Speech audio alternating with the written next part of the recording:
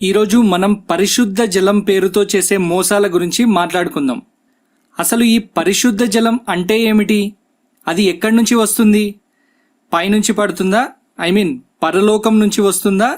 లేక తయారు చేస్తారా? ఒకవేళ తయారు చేస్తే ఎలా తయారు చేస్తున్నారు? జనరల్ వాటర్తోనా లేక మినరల్ వాటర్తోనా?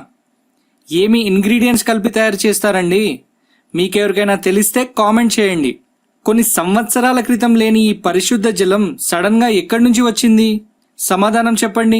ఈ పరిశుద్ధ జలం అభివృద్ధి చెందిన అమెరికా మరియు యూరోపియన్ దేశాలలో లేదు, కానీ కొన్ని ఆసియా, ఆఫ్రికా దేశాలలో మాత్రమే కనిపిస్తుంది. స్వస్థత సభలలో ఈ పరిశుద్ధ జలంతో రోగాలను నయం చేయడం చాలా సాధారణ విషయం. అసలు సువార్త, స్వస్థత సభలు అంటే ఏమిటి? సువార్త సభలు అంటే మతపరమైన విషయాలను బోధిస్తూ ప్రజలను దేవుడికి దగ్గరగా చేయడం. అది మతపరమైన విషయం, మీ ఇష్టం, దాని గురించి నేను మాట్లాడదలుచుకోలేదు. కానీ స్వస్థత సభలు దీనికి వ్యతిరేకం.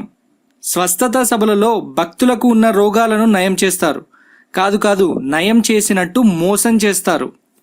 అసలు దేవుడు ఈ స్వస్థత సభలలో పరిశుద్ధ జలంతో మీ రోగాలను తగ్గించాలనుకుంటే మీకు రోగాలనే రానిచ్చేవాడు కాదు కదా. ఒకవేళ మిమ్మల్ని పరీక్షించడానికి రానిచ్చినా ఆయన నయం చేయాలనుకున్నప్పుడే చేస్తాడు కదా. దానికి మిమ్మల్ని స్వస్థత సభలకు రప్పించుకొని పరిశుద్ధ జలంతో చేయాల్సిన అవసరం లేదు కదా ఆయనకి. ఒకసారి బాగా ఆలోచించండి. మరి పరిశుద్ధ జలంతో రోగాలు తగ్గుతున్నాయి కదా, మేము చూసాం అంటే అది పచ్చి మోసం, మిమ్మల్ని మభ్యపెట్టడానికి ఆడే నాటకం. ఎలా అంటే మీరు చూసే వాళ్ళలో సగం పైగా మంది ముందుగా వాళ్ళు ఏర్పాటు చేసుకున్న వాళ్ళే. వాళ్ళు చేసే రిహార్సల్స్ కూడా మనం చాలా వీడియోలలో చూసాం. మరి మిగతా సగం మంది గురించి అంటారా? అసలు విషయం ఏమిటంటే ఈ మధ్య TV9 వాళ్ళు చేసిన స్ట్రింగ్ ఆపరేషన్లో తెలిసిన నిజాలు. పరిశుద్ధ జలంలో వాళ్ళు క్లోరోఫామ్, డైజోఫామ్ లాంటి మత్తు పదార్థాలు కలుపుతున్నట్టు తేలింది. మనం సినిమాల్లో చూస్తాం కదా, క్లోరోఫామ్ కర్చీఫ్లో పోసి పెడితే స్పృహ కోల్పోతారని. క్లోరోఫామ్ కలిపిన పరిశుద్ధ జలాన్ని త్రాగినా లేదా పీల్చుకున్నా అది మనిషి యొక్క నాడీ వ్యవస్థ పైన తీవ్ర ప్రభావం చూపిస్తుంది. అందుకే దానిని పీల్చుకున్న వాళ్ళు సభలలో పిచ్చిగా ప్రవర్తించడం మనం చూస్తాం. కానీ అందరూ ఒకేలాగా ఎందుకు ప్రవర్తించారు అని అడుగుతారా? ఎందుకంటే అది కేవలం క్లోరోఫామ్ పైన మాత్రమే ఆధారపడదు.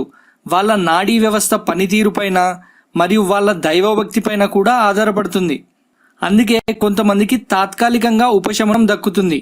దానికి కారణం వారిలో ఏర్పడిన బలమైన నమ్మకం, దేవుడు నయం చేశాడు అనే బలమైన నమ్మకం. కానీ ఇది 2-3 రోజుల్లో మళ్ళీ మామూలు స్థాయికి వచ్చేస్తుంది. దీనికి ఫెయిత్ హీలింగ్ అని పేరు. మరికొంతమంది పిచ్చిగా ప్రవర్తించడం జరుగుతుంది. పరిశుద్ధ జలం పేరుతో జరిగే నాటకంలో ఇవన్నీ భాగమే. ఇదంతా బయట ఎవరైనా వైద్యం పేరుతో చేస్తే వాళ్ళు మోసం చేస్తున్నారు అని ఈజీగా పట్టుకోవచ్చు. కానీ ఇక్కడ ఇది మతం పేరుతో, దేవుడి పేరుతో జరుగుతుంది కాబట్టే ఇన్ని రోజులుగా కొనసాగుతుంది. కొన్ని చిన్న చిన్న రోగాలను అంటే జలుబు, దగ్గు, జ్వరం లాంటి రోగాలను తనకు తానుగా తగ్గించుకునే వ్యవస్థ మానవ శరీరంలో ఉంటుంది. అది గుర్తుంచుకోవాలి మీరు. కానీ వీళ్ళు ఇచ్చే స్టేట్మెంట్స్ మరీ దారుణంగా ఉంటాయి. పరిశుద్ధ జలం సర్వరోగ నివారిణి అని, ఎయిడ్స్, క్యాన్సర్ కూడా తగ్గుతాయని చెప్తారు. మరియు చనిపోయిన వారిని కూడా బతికిస్తామని చెప్తారు. కానీ ఇదంతా పచ్చి మోసం. దేవుడి పేరుతో, పరిశుద్ధ జలం పేరుతో అమాయకపు ప్రజల జీవితాలతో ఆడుకుంటున్నారు. నేను పాస్టర్లు చేసే మోసాల కోసం ముందు ఒక వీడియో చేశాను. దానికి చాలామంది మిత్రులు కామెంట్స్ చేశారు. అందులో ఎక్కువ మంది నయం చేసేది వాటర్ కాదు, జీసస్ అని, మరియు క్రిస్టియన్ నాలెడ్జ్ లేకుండా మాట్లాడకు అని, నమ్మిన వాళ్ళకి మాత్రమే ఇది పనిచేస్తుంది అని కామెంట్స్ చేశారు. వాటన్నిటికీ ఇందులో నేను సమాధానం చెప్పాననే అనుకుంటున్నాను. మిత్రులారా, ఎలాంటి మోసం అయినా నమ్మేవాళ్ళు గుడ్డిగా నమ్మే వరకే కొనసాగుతుంది. మోసాలు అన్ని మతాలలో ఉన్నాయి. ఏది మోసం, ఏది నిజమని మీరు ఆలోచిస్తే మాత్రమే మీకు అర్థమవుతుంది. అందుకే దేవుడి పేరుతో, మతం పేరుతో ఎవరు ఏది చెప్పినా గుడ్డిగా నమ్మేయకండి. ఒకసారి ఇది ఎలా సాధ్యమని ఆలోచించండి. మోసగాళ్ల వలలో పడకండి. నేను ఏ మతానికి వ్యతిరేకం కాదు. మూఢనమ్మకాలను తొలగించి అజ్ఞానం నుంచి విజ్ఞానం వైపు మిమ్మల్ని నడిపించాలనే నా ఈ చిన్న ప్రయత్నం. ఈ వీడియో ఎవరినైనా ఆలోచింపజేస్తుంది అని మీకు అనిపిస్తే దయచేసి షేర్ చేయండి. మరిన్ని వీడియోలకు సబ్స్క్రైబ్ చేసుకోండి.